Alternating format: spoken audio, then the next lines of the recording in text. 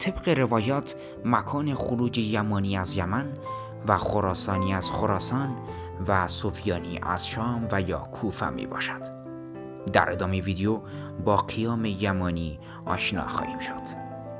قیام یمانی که در روایات متعددی از منابع دست اول حدیثی شیعه و اهل سنت ذکر شده است، از نشانه‌های مهم ظهور امام مهدی به شمار می رود. ظهور مدعیان یمانیت در تاریخ و مقبول افتادن دعوای آنان در نزد بسیاری از مسلمانان اصالت این حادثه را می نمایاند. با وجود اینکه تعدادی از احادیث قیام یمانی را از زمره علائم مهم ظهور برشمردند، اما حتمی بودن آن اثبات پذیر نیست. روایات معتبر به نام و نسب این شخص اشاره نکردند، اما از او با واژه‌هایی چون یمانی، قحطانی، الخلیفة الیمانی و منصور الیمانی یاد شده است. وی که انسان مؤمن و وارسته‌ای به شمار می رود و از او با عنوان پرچم هدایت یاد شده است. به انگیزه اصلاح جامعه خود اندکی پیش از ظهور امام مهدی قیام می کند. یمانی فردی از فرزندان پیامبر مسلمانان است. روایات این حادثه را به تفصیل بیان نکردند، اما به مؤمنان سفارش کردند که به هنگام آغاز جنبش یمانی در یاری او بکوشند. تکریم شدن یمانی در نزد پیشوایان دینی علاوه بر اینکه امکان زندگی با معنویت در عصر فتنه‌های آخرالزمان را نشان می‌دهد، مطلوب بودن قیام‌های اصلاح طلبانه را نیز در نگاه پیشوایان دینی می‌نماید. بنابراین بجاست زوایای زندگی این شخصیت شناسایی و معرفی شود.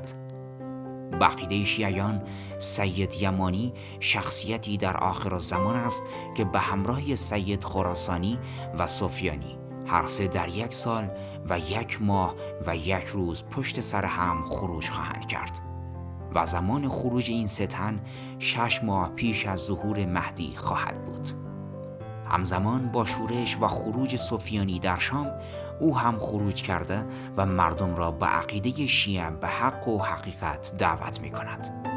خروج یمانی طبق روایات از یمن خواهد بود. آیا یمانی نشانه حتمی ظهور است و فاصله بین قیام یمانی و ظهور امام مهدی عجل الله تعالی فرجه شریف چقدر خواهد بود؟ این جذابیت از سوی باعث افزایش اقبال عمومی به این مسئله و در نتیجه اصل اندیشه مهدویت می شود. اما از سوی دیگر افزون بر ایجاد زمینه برای ورود خرافات، طمع شیادان و مدعیان دروغین را برای جعل و تحریف روایات دوچندان می کند.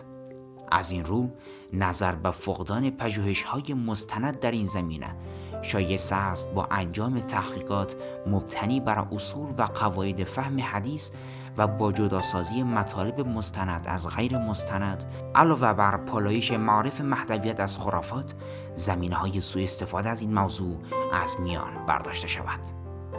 در این سلسله ویدیوها کوشیده خواهد شد تا ابعاد مختلف قیام یمانی که از نشانه‌های حتمی ظهور امام مهدی است به صورت مستند برای شما دوستان عزیز به تصویر کشیده شود. زمان ظهور حضرت مهدی خروج قیام سفیانی، خراسانی و یمانی می باشد. زمان خروج سفیانی از جهت دیگری نیز به نوعی تعیین شده است و آن هم همزمان بودن آن با قیام یمانی و خراسانی است که با عنوان پرچم‌های هدایت تمجید فراوانی شدند. از جمله امام باقر علیه السلام در پاسخ این سوال که حضرت مهدی چه زمان قیام می کنند فرمودند: هنگام خروج سفیانی از شام و خروج یمانی از یمن و فرو رفتن سپاه سفیانی در سرزمین بیدا. همچنین مشابه این حدیث از امام صادق علیه السلام نیز روایت شده است. ایشان در حدیثی دیگری فرمودند: قیام یمانی از یمن همراه با پرچم‌های سفید خواهد بود. امام باقر علیه السلام فرمودند: قیام سفیانی، خراسانی و یمانی در 1 سال، 1 ماه و 1 روز خواهد بود که هدایت یافته ترین پرچم یمانی است، زیرا که به حق دعوت می کند. امام باقر علیه السلام نیز فرمودند خروج سفیانی و یمانی و خراسانی در 1 سال و 1 ماه و 1 روز است. و نیز از امام صادق علیه السلام چنین روایت شده است: خروج سفیانی و خروج یمانی با پرچم‌های سفید از یمن در 1 روز و 1 ماه و 1 سال خواهد بود. منطقه و جبهه درگیری میان سفیانی و یمانی کجا می باشد؟ به نظر می رسد با قبول دیدگاه مشهور منطقه درگیری یمانی با سفیانی مناطق شام و یا همان سوریه و یمن هستند، زیرا هر یک از این 2 منطقه دارای موقعیت جغرافیایی و لوجستیکی خاصی هستند. منطقه شام و سوریه طبق احادیث محل تجمع گروه‌های تندرو و ضد اهل بیت و رهبری سفیانی است. جدا از این، یهودیان نیز نزدیک آنجا هستند و در تحرکات سفیانی بی تأثیر نیستند. و منطقه یمن نیز با عنوان ذخیره الهی دور از مناطق و تجمع دشمنان اهل بیت محلی برای پیشروی نیروهای شیعه برای رسیدن به مکه و یاری امام عصر عجل الله تعالی فرجه الشریف می باشد.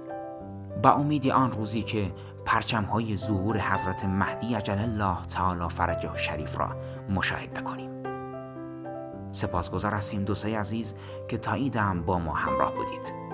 برای حمایت از شیعه پلاس کافی است تا ویدیوهای ما را لایک کنید و اگر تا هنوز کانال ما را سابسکرایب نکردید سابسکرایب کنید و برای باخبر شدن از ویدیوهای بعدی ما دکمه زنگوله را به صدا در بیاورید. تا ویدیوهای بعدی شما را به خداوند پاک و بی‌نیاز می سپاریم. اللهم عجل ولیک الفرج.